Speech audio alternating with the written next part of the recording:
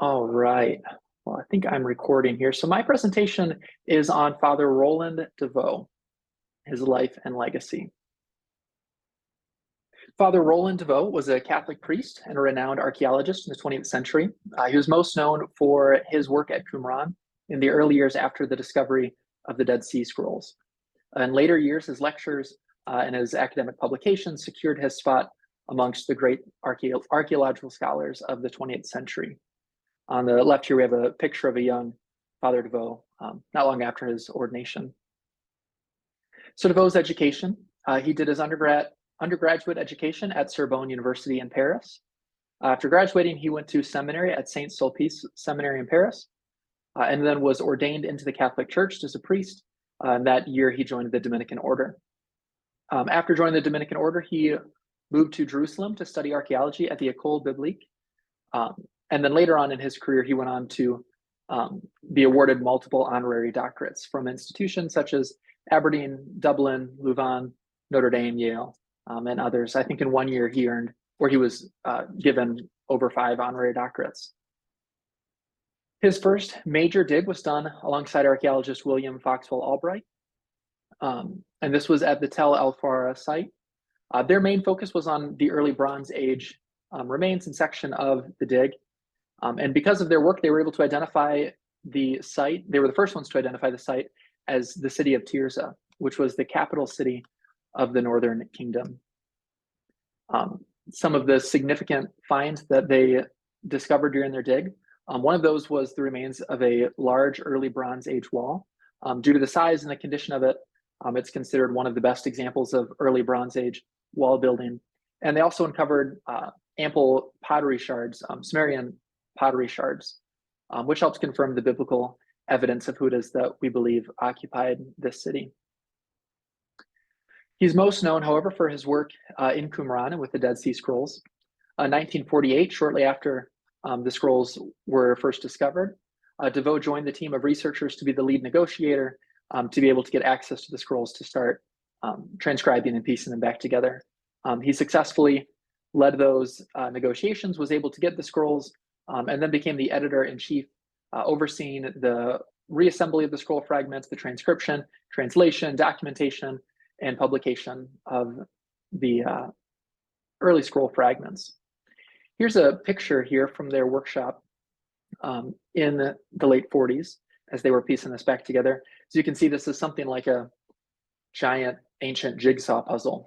Some of the scroll fragments, like the one here on the bottom left, were much larger, but other fragments, as you can see in the other 3 pictures, were quite small. So this really was a significant undertaking to begin trying to put all of these back together piece by piece and transcribe and translate and document their findings. De Vaux was also a lead excavator at Qumran from 1953 to 1958 alongside Gerald Harding. They were the 2 primarily overseeing these early excavations in the region, and it was de Vaux who identified this site first identified the site as possibly being a Essene community.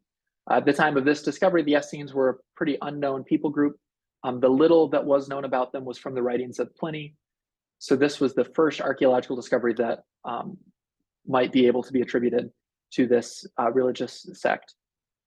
Their breakthrough discoveries here have really defined and shaped our understanding of Qumran and the Dead Sea Scrolls even to this day.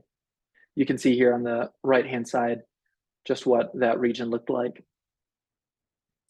Here's a recreation of what the site would have looked like, a kind of drawn out site map here. There is some debate over who it was that occupied Khirbet Qumran and quite exactly how the town would have been made up. You can see here for room 2, which is right there in the center, it says smaller dining room or scriptorium. So de Vaux's theory was that this was a scriptorium used by the religious Essene community to transcribe and write the Dead Sea Scrolls. And he believed that because there was a large number of inkwells that were found on that first layer. Later archaeologists have challenged that to some extent, thinking that it was possibly a dining room. On the second level of it, and the inkwells, the lower level, were used for order taking. If this was possibly more of a rest stop than a long-term community, but that's still up for debate. You can see here the water supply that they have coming through the city is pretty significant. If we look here, the previous slide, just how arid and dry this lane would have been, it really would have been quite a blessing to have this water supply running right through the center of their community. Because the way this water supply was set up too, it wasn't solely dependent on the rains. So this was a consistent water supply they had even during the dry season. This is an artist reconstruction, again, of what the community would have looked like prior to its destruction. You can see here that this artist is attributing site B here in the middle as a scriptorium. So they're following DeVaux's theory here that this was the scriptorium for the Essene community. And you can see what that water supply looks like running through the town. Oh, and another significant thing here, if you look at G, that's going to be up in the top left corner. There's one of the first caves where the scrolls were found. You can kind of get a judge of the proximity. So this is a map of the caves in the Qumranian vicinity. The first scroll fragments were found in Cave 1 up by the limestone cliffs. They're kind of, a little above the center of the map. Those were found by, the stories they were found by Bedouin shepherds, threw a rock into a cave, heard breaking pottery, came in and found these scroll fragments. After the initial fragments were found in Cave 1, archaeologists found 270 additional caves in the Qumranian region that they began excavating. And about 40 of those caves that they searched in, they found artifacts. And some of those artifacts dating as late as 4500 BCE. The best known cave, however, is Cave 4, which is down near the bottom, right by the Qumran community. This cave not only had a living quarters in it, which was unique compared to the other caves in the region, but in this cave, they found over 10,000 scroll fragments from over 500 distinct manuscripts. So this really was a significant wealth of fragment findings for them.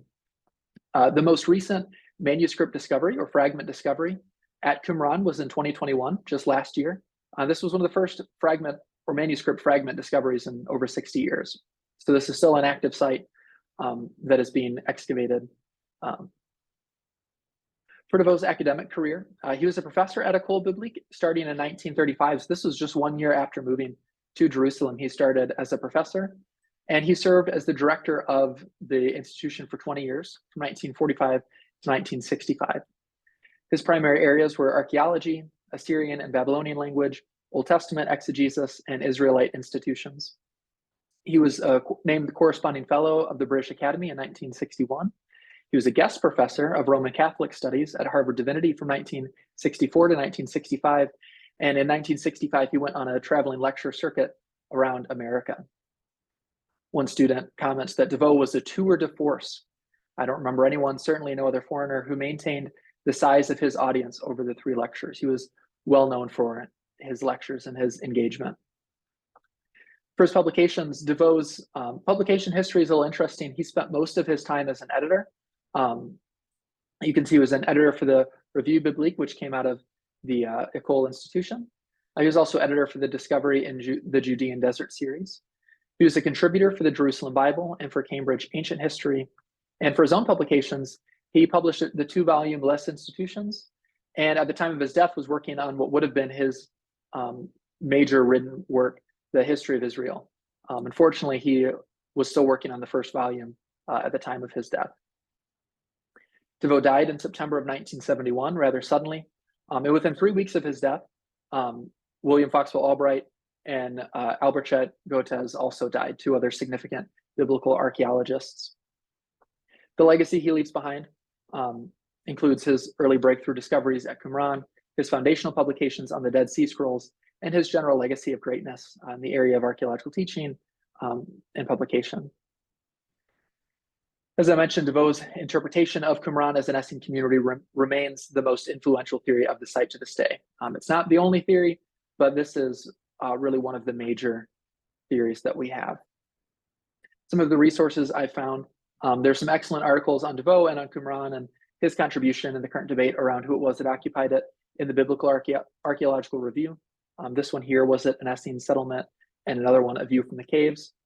There's also a honorarium written in the Levant Journal shortly after Father DeVaux's death, outlining his history and contribution, as well as this article by Dr. Trensky outlining the archaeological side of Qumran, but also just the life and personality of Father de Vaux.